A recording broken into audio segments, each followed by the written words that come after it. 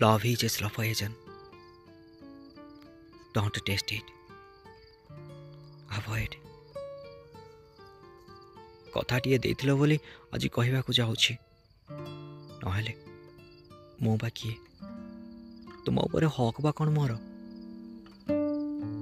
ସ୍ନେହ ମମତାର ପ୍ରେମ ଅତୁଟ ହୋଇଥାଏ ବୋଲି ଶୁଣିଥିଲି, ଆଉ ବି ଶୁଣିଥିଲି କାହା ସହିତ ଥରେ ଭଲ ପାଇବା ହେଇଗଲେ ମଲା ଯାଇ ଝରିବାକୁ ହୁଏ।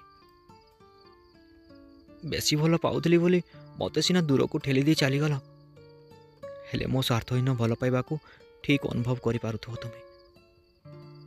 ତଥାପି ତୁମେ ଅଲଗା ହେବା ପରେ ମୁଁ ବୁଝିଗଲି ମୋ ପ୍ରେମିକାକୁ ଆଉ ଦେଖିପାରିବି ନାହିଁ।